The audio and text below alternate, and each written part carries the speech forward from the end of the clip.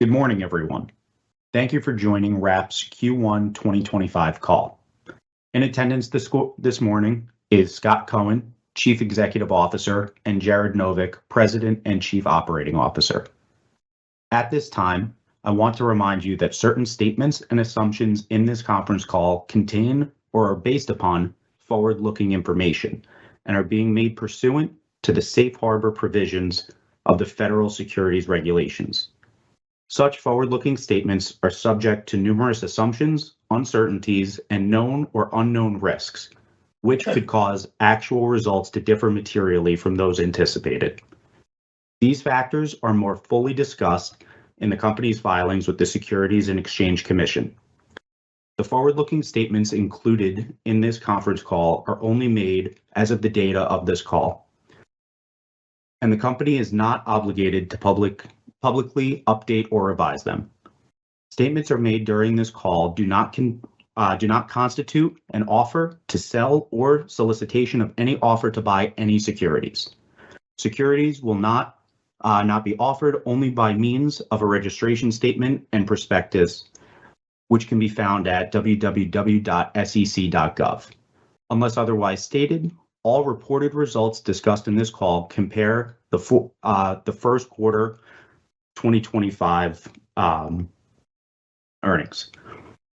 Wrap's Q1 2025 financial results are as follows. Cash increased to $6.2 million, up from $3.6 million in Q1 2024. Margins increased over 21 points, from 56.6% in Q1 2024 to 77.8% in Q1 2025, with cost of revenues decreasing 73.4%, from $640,000 to $170,000 respectively.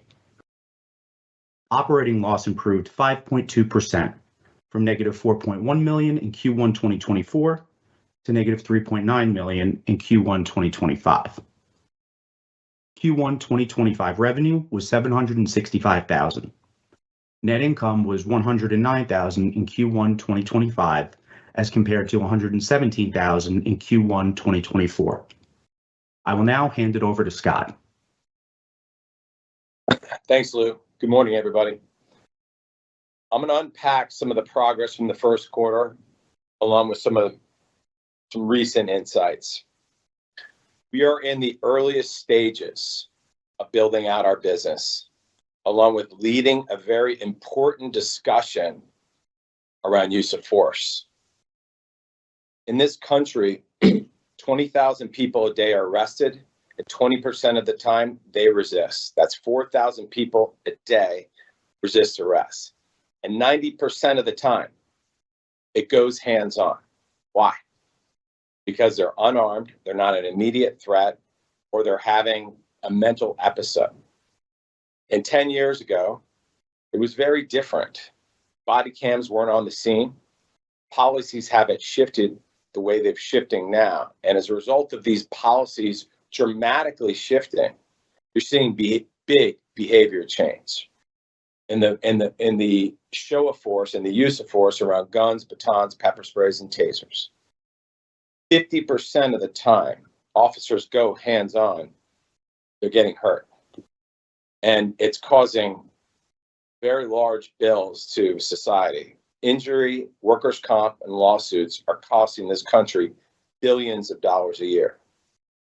And up until now, there's been no solve for this problem. After 6 months of deep conversations with customers, departments, politicians, and various individuals to get data from our program, we finally have enough where I'm going to present some facts that, to me, have been the driving force of what we're doing here. And to me, the opportunity is to support what we're already seeing, and I think we've got a path to do that. But I'm tracking over a dozen departments that are using the BolaWrap 2 to 3 to even 5 times more than anything on their belt today. And this is without solid support from our company. And we know This was a new business. It was a startup 6 years ago. It's a new device. I get it. Lots of turnover, lots of change. That's fine. But now we are absolutely clear. The data is in. The programs are thriving when we're connected, and we're going to lean into that and support them in ways that just haven't been supported in the past. This new training we're about to introduce should accelerate deployment, making our BolaWrap programs an obvious choice anytime an officer's going hands-on, which is 4,000 times a day in this country.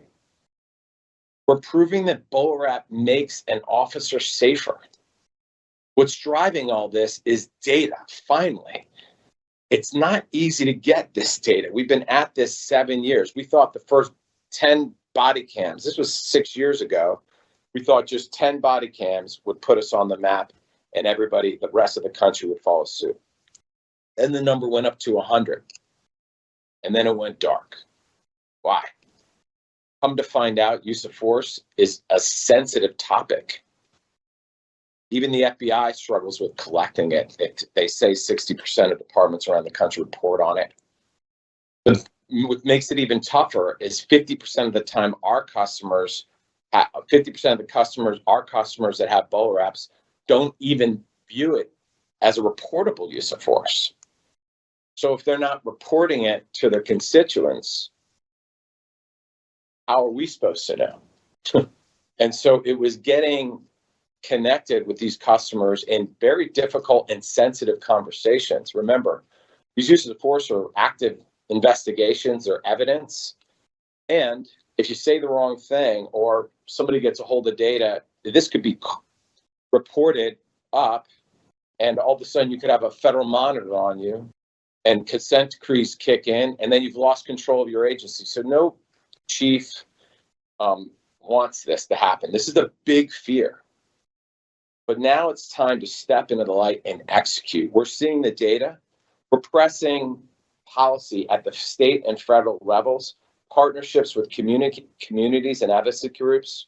We built out sales and marketing infrastructure in anticipation for a real sweep in this country to get this product out there, because we see it's working, and it's working in dozens of accounts to levels that were a big surprise for us. And we know that that's just a starting point, and that's going to accelerate. When that does, it's going to make this device clearly the most actively used device on the belt today. And we're already seeing it in a dozen or so accounts that we've been able to have contact with. And it's not just by a little bit, it's by a lot. And the light needs to be shined on this for everybody to see, because it's not going to go unnoticed. This is a very sensitive topic. We've got to solve for something that's causing this country a lot of pain and a lot of money. We have the only hands-on tool in the marketplace with more usage than any other tool on the belt with connected customers. You made the right bet with this device. And with the recent field data received, we are clear this device will be a standard piece of equipment on every officer's belt. The data is coming from the customers. The data is telling us everything we need to know. We're going to lean into it. We're going to make sure that this data is clear. We're going to continue to get more data. And we believe now that we have the right people and the right strategy to make these BolaWrap programs thrive throughout the country and throughout the world. And yes, all the things that we talked about and introduced on our end-to-end solution, that's all coming. But first, we need to support the BolaWrap because it's working. It's working better than anybody knows, including us. And this is great news. It's inspiring, and it's going to drive us to build out this business and create real value for our shareholders. And I think put a place in public safety, make a real place in public safety for the BolaWrap. So with that, thank you all for joining. We're going to take it into Q&A. Jared's going to join me for this. So Lou, I know we've cast it out for questions, and I believe you have 8 or 9 of them to hit us with. Yes. Okay, here's the first question. What is Wrap doing to drive more sales and increased product awareness?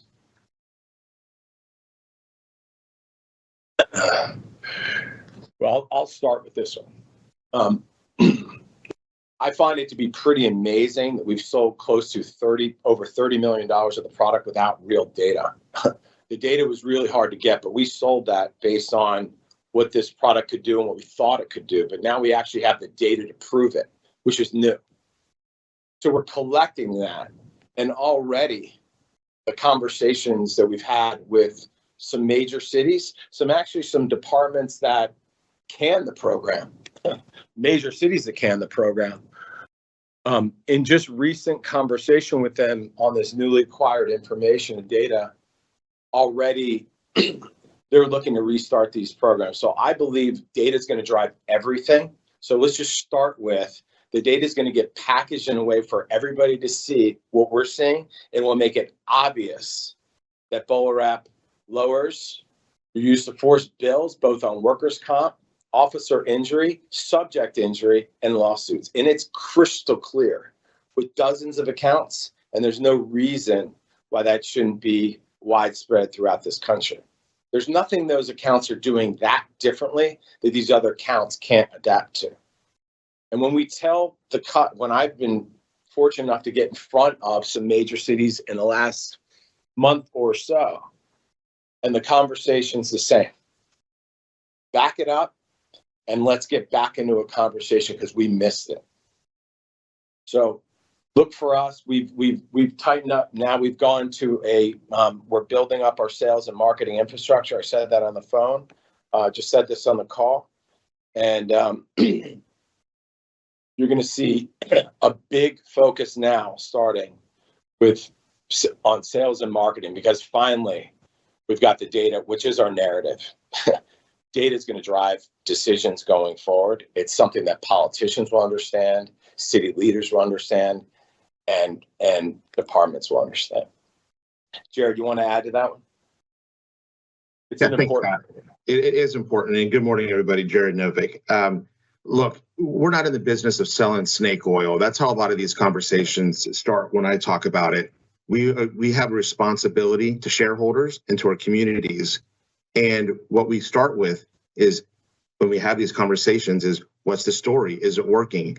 And when I talk to departments from Colorado to Texas to California, New Jersey, or counts in Virginia, when you really talk to them, they themselves are surprised that it is working more and more frequently than they're even reporting or writing down. That's the hard work we've done.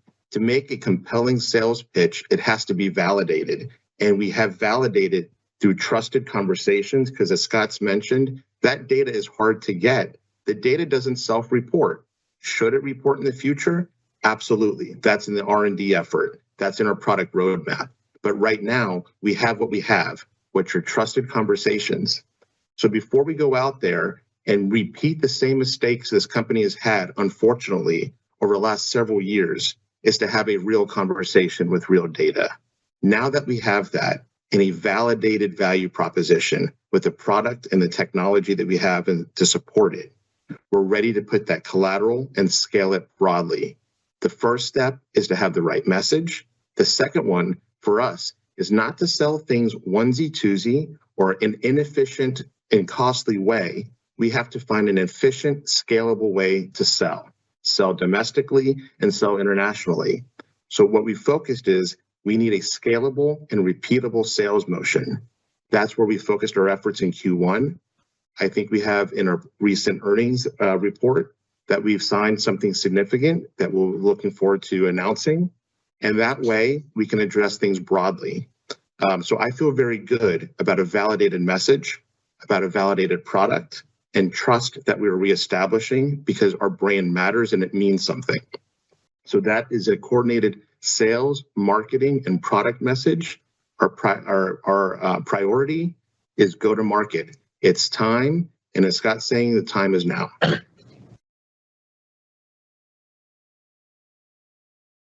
Great. On to question 2. Are there any plans to shift sales efforts towards political leadership rather than police directly? Lou, if you don't mind, I'll jump on that one real quickly. I'm actually calling from Washington, D.C. today. The answer is yes, and absolutely. You know, what a lot of these things you hear is about the use of force and use of force continuum. We're on a national use of force conversation. And so we all know, if we look at that, there are things from verbal to hands-on all the way up to lethal. And what we're finding ourselves is at a much larger and broader conversation than just our individual product. We're finding ourselves in conversations about consent decrees, which is an interesting topic in a national conversation, quite frankly, that I think will actually start surfacing. It's my instinct that this will happen in short order. What are major cities? What are we doing in America when it comes to addressing the critical needs that we see growing out in our communities? So we find ourselves not just with chiefs of police. They matter. They are a key stakeholder, but we're also working at a federal level, at a political level, because it takes a team, a coordinated effort with the right leaders, both domestically. We're even able to, with our international interest, facilitate rooms with international policing as well. This is a global issue, and I know everyone feels that. They see the potential. This is a huge opportunity. It's on our responsibilities collectively to lead that conversation. So our sales and marketing is not just focused on the individual buyer, which may be a police chief, or it may be a city risk manager. It's actually, coordinated through political motions. It's time we do that. That's part of our federal strategy. And more recently, as everyone knows, we've actually able to scale through W1 and their talented personnel, industry and government contacts that are in play today that are valuable for our cause.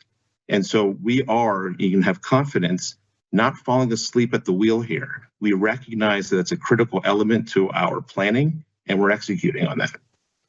I'm going to add one thing to that.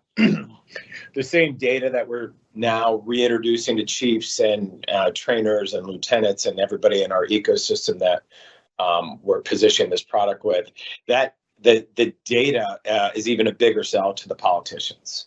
And we're seeing when we're flashing and presenting now, even though it's not as complete a set as I'd like, it's enough. And we're seeing the reactions from the politicians. It's kind of mind-boggling that we're able to position this before the way we did. And like I said, sell as much as we've sold, but now it should be a lot easier because we've got backup finally. It's not just the body cams were great and it showed what it was able to do, but it wasn't enough. So now we're able to quantify it in ways that we haven't been before. And I think this is the unlock. We're at that moment where we just should be unlocking the whole ecosystem. Now, look, I'll give a concrete example of that, just because I think the numbers matter. I'll give you an example of an example in Colorado. Again, because the sensitivity of data, I don't want to do an attribution to the department level. But in a 12-month period, in their crisis response teams or CIT teams, they have BolaWraps on the order of about 50. In a 12-month period, they've used it about 28 times, which is more than twice a month. When we ask them in confidence, how are other uses of force happening that's on the belt, it far exceeds that. And I would say that electronic weapons are below that number, even though there are more electronic weapons on the belt. It's extremely validating to know that you have empirical data measured. Even when BolaWrap has a small number of deployments, the frequency of use is up. And even with a wider deployment of other things in the traditional belt, that's less frequently used. So this is validation that we do have a place on the use of force continuum. We have to give someone an opportunity to have an advantage to do something responsibly for their safety, for the community safety, to answer this right now.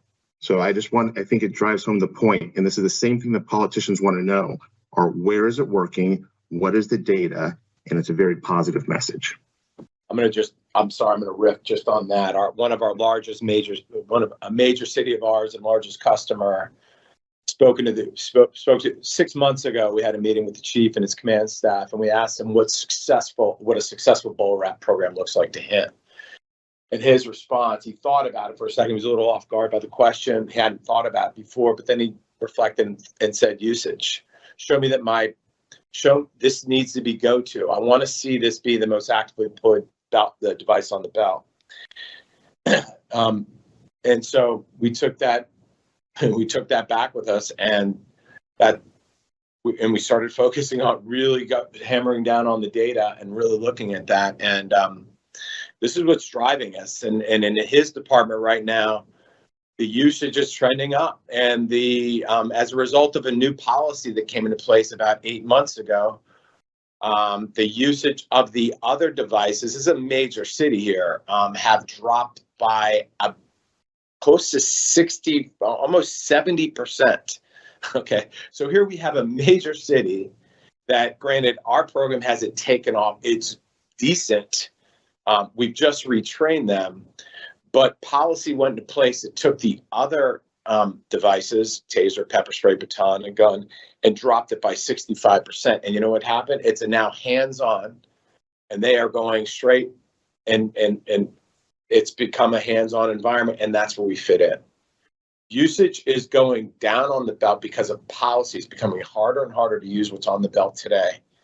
And quite frankly, this is kind of happening organically for us. I mean, the policies, we didn't force these policies. They're just, it's happening. And we're seeing it change behavior. And I believe that's part of the tailwinds that's driving deployments. And we now have a way to better support it. We're armed with our mistakes and some of our successes. We're putting it together now and presenting a new way to go to market and a new way to train that's starting to take hold.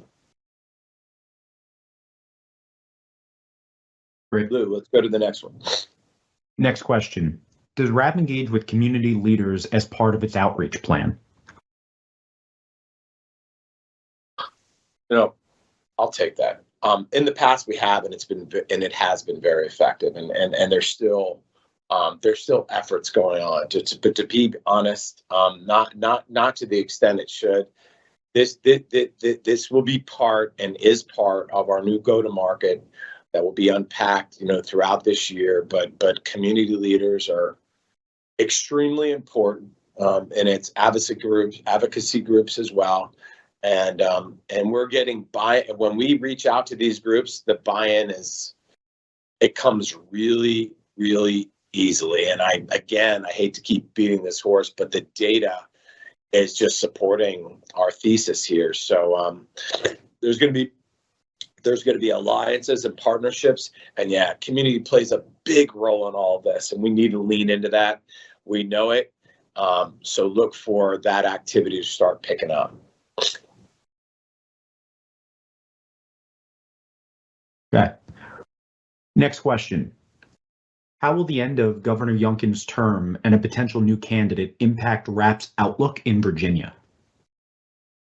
Hey, Scott, I'll take that one. Look, I think the impact should be negligible.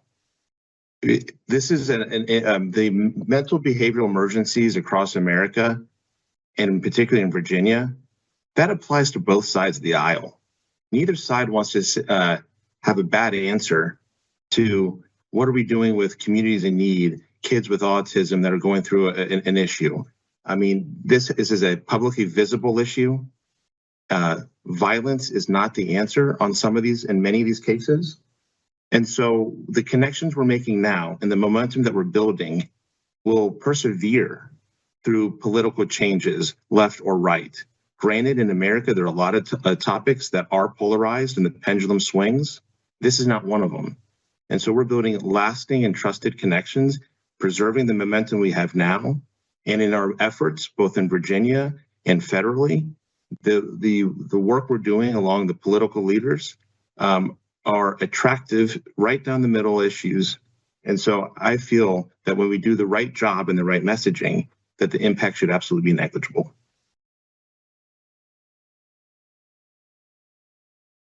Thank you. Jared, to that end, in Virginia, what is the current status of the Virginia manufacturing facility? I'm happy to say that the move is now complete. All restructuring costs associated with that are now done. It's a tremendous achievement. It's led with outstanding team members in our organization. We are now completely out of Arizona. The facility in Virginia is a temporary facility as our new building that was coordinated through Governor Youngkin's office in Virginia Economic Development is underway and expected to be completed at the end of the year. Given our inventory levels, which is a positive thing, we're able to meet demand as we see right now. Should we need to develop more BolaWraps, we have already in our inventory the raw materials to convert them to finished goods for both BolaWrap 150 and the cassettes. So we're in an outstanding position. We've moved quickly. We are now positioned and aligned fully in Virginia. We can meet demand with existing inventory. We have new people and created jobs in Southwest Virginia. And so Lou and Scott, and I'm happy to report that that's all complete. Great, thank you. Next question. Can you provide an update on international orders, specifically Chile and Italy? I'll take that. Italy, I don't have an update on, but let me just shed some light on Chile since it's a big event for our company and a lot of eyes on it, obviously. So Chile started, I think the whole 3, maybe even 4 years ago, and it started with I think we got the first devices to them it was probably 2 years ago. They started off with 500, they doubled it, and then they went to 2,000. And what moved it forward was the results that they had. Our understanding is they've had hundreds of deployments, which drove them to a decision that they wanted to standardize on this equipment. This became, and then they made that public. We saw it. We saw that they passed a budget, a line item for it. We are in regular contact with our team there, and we're being told it's a this year event. Every indication is it's a this year event. It's a multi-year rollout, and it's actually they're indicating it's much bigger than what they told us, which was it's going to be full deployment around the Carboneros, which is 33,000 officers, and they've made that public. So we're receiving the information like you're receiving the information. They're making it public, but every indication is it's a go, and we're anticipating it. We've all been anticipating it. But what's interesting about it is we've had a lot of other countries indicate and let us know that they're watching and they're talking to the Chilean police about our program. But we're also seeing acceleration in other countries. So I'm very optimistic on Chile. It's obviously big for us, but guess what? There's a lot more countries out there, and we've got probably 10 plus pilots going in different stages with national police forces. And of course we hear this through our distribution, but I'm seeing programs advance, and I really don't think there's no hands-on device out there that competes with this.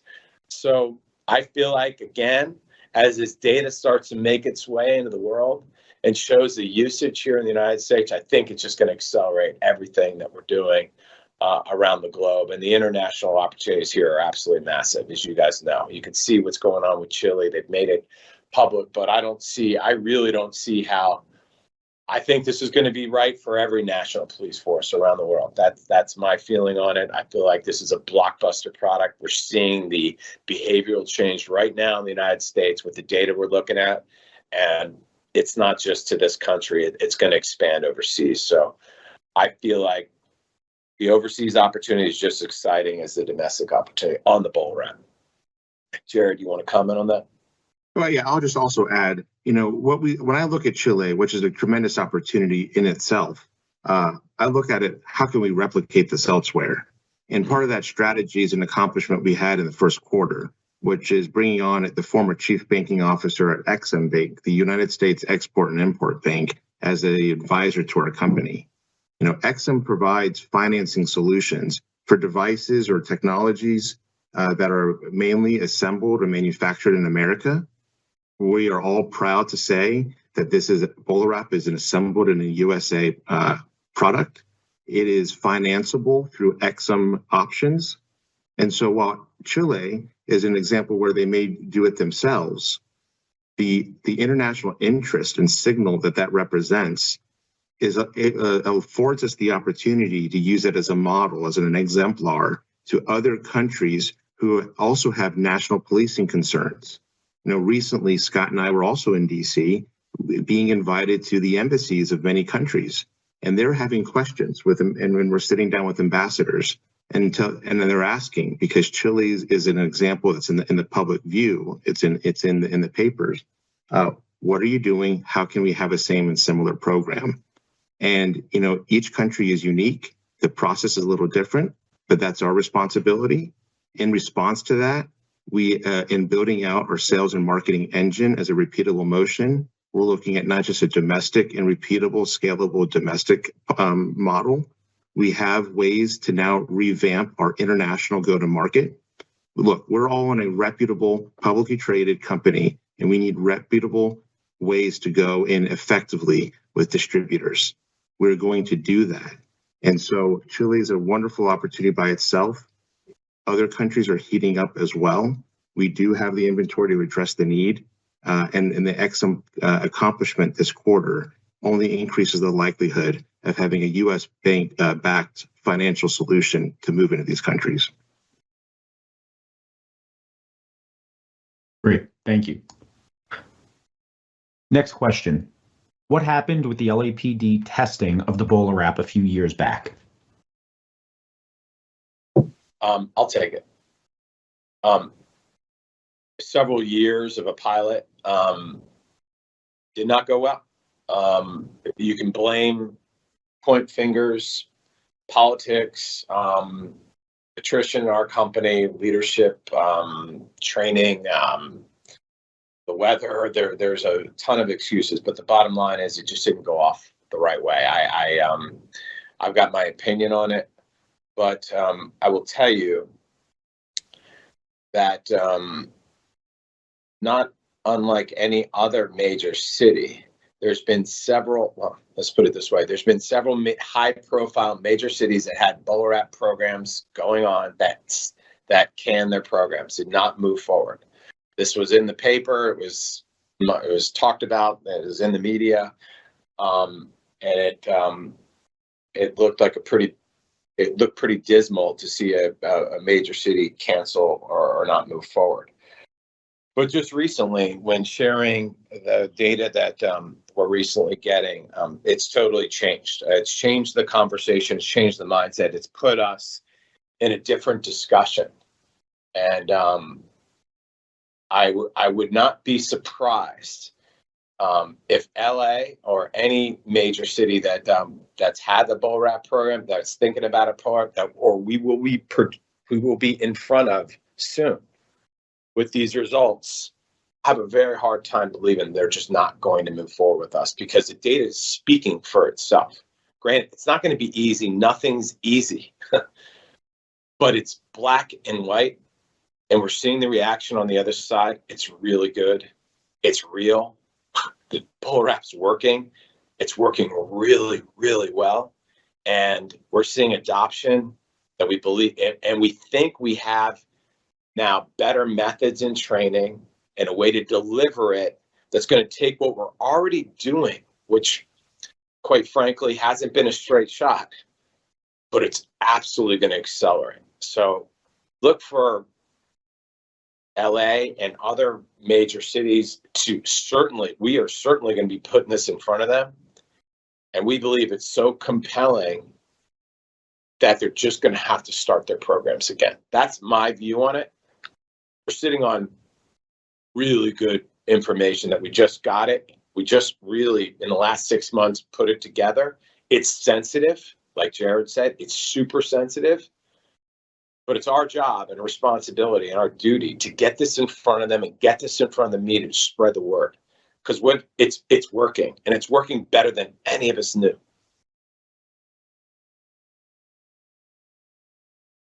Great, thank you. Final question here. With all of these new hires, is Wrap building something similar to Kroll Associates? Hey, Lou, I'll take that one. Kroll Associates is a model that I'm familiar with, and the answer to that is, in some ways, yes, we are, and in some ways, no. How are we doing something similar? We have tremendous talent that we were able to pull together more recently. Our press releases have announced former leaders out of the FBI, DEA, intelligence community, sensitive components out of the Pentagon. And so these are individuals with highly accomplished careers that have global networks, sometimes with other national police or other government agencies. And in that way, that's a model in some ways that the Kroll has used to expand their global footprint and form trusted relationships in the private sector that are putting to use a lot of the tradecraft and methodologies and technologies that were formerly only used in the government, but now are being given to private companies and high net worth individuals. So there is overlap in that way. The way that it's different, and I think this is a very important note to make, is that what's the revenue model behind it? Professional services, while it gives an immediate opportunity for revenue growth, can at times be bumpy. And we know that we want to build a scalable technology, tech-enabled business. So the way that we're dissimilar, and I know Kroll has evolved as well, is that what we're going to do is have these individuals be more of a managed service that support our BolaWrap program today. Many of these are law enforcement professionals that give us the credibility and prestige that this technology requires.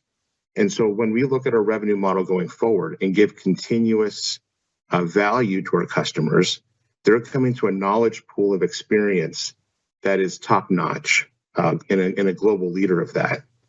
And when it comes to their investigative services or their support across technologies, look, technology is wonderful and so is AI, but there's still a human connection when it comes to corporate clients, global 100 customers, high net worth.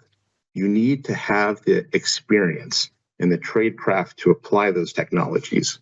So when it comes to revenue models, we are going to have a managed service that's tech-enabled and a recurring business line there that is both bolsters the BolaWrap program and expands our offerings to increase revenue expansion.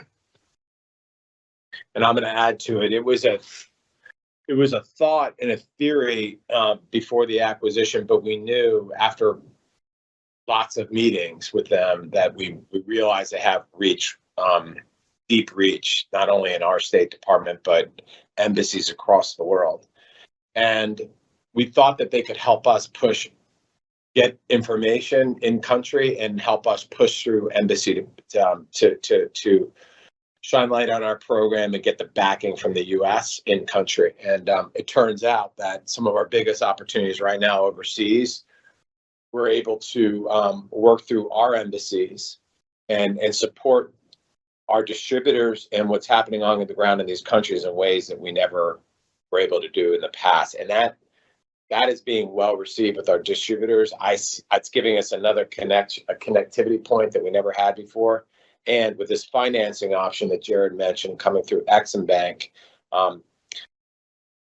it's a very good value prop with good relationships, solid relationships that go back, a whole careers. And I think that teamwork with the local on the ground blocking and tackling that's going on with our reach through embassies and State Department and the W1's global network, it's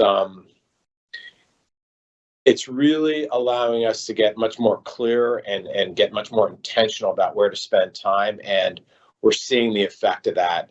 And I believe it's accelerating deals, and it's actually making these opportunities bigger.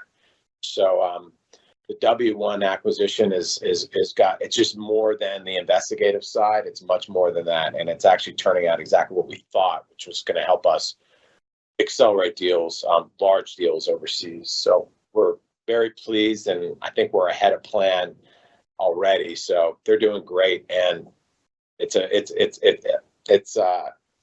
capability we never had, and it's at the end of the day, you're talking about people and relationships and teamwork, and it feels really good, and we're off to a great start.